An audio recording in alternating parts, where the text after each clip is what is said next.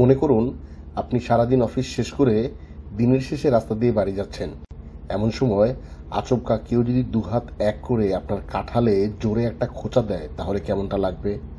চিৎকার তো অবশ্যই করবেন, কিন্তু সেটা কি রাগে নাকি ব্যথায়?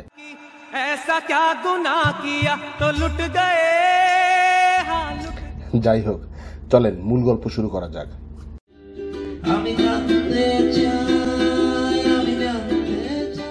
চীন, জাপান বা সাউথ কোরিয়ায় এটা একটা অদ্ভুত খেলা।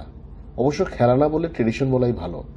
সেটা হলো দুহাত এক করে অদৃশ্য পিস্তল ধরার মতো ভঙ্গি করে পথচারী, হোক সে অপরিচিত বা পরিচিত, তার কাঁঠালে জোরে গুঁতো দেওয়া আর মুখে কাঞ্চ বলে চিৎকার করা।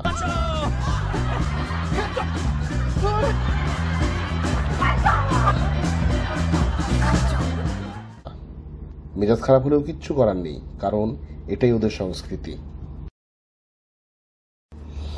খেলাটা বিভিন্ন দেশে বিভিন্ন নামে পরিচিত, তবে সবচেয়ে পরিচিত আঞ্চলিক নাম হলো কাঞ্চ, ভদ্র ভাষায় কানাকাতা। কাঞ্চ খেলায় কোনো ধনী গরিব নেই কোনো বয়সের বালাই। শুধু দরকার নিজের শক্ত দুইটা আঙ্গুল আর অপরের নরম একটা কাঁঠাল, ব্যাস হয়ে গেল। খেলাটা কে কবে কোথায় শুরু করলো সেটা কেউ জানে না, তবে কোরিয়া আর জাপানে এই খেলার জনপ্রিয়তা প্রায় পাগলামির পর্যায়ে চলে। অবস্থাটা এমন যে কেউ কারোর সামনে উল্টা ঘুরতেই ভয় পায়। জাপানে এই খেলার জনপ্রিয়তার নমুনা হিসেবে স্ট্যাচুই তো দেখতে পাওয়া যায়। কোরিয়ায় পাওয়া যায় কাঞ্চ নামের চকলেট, এমনকি কার্টুনেও মেলে কাঞ্চর দেখা। এখন আসি এই খেলার ভয়াবহতা সম্পর্কে।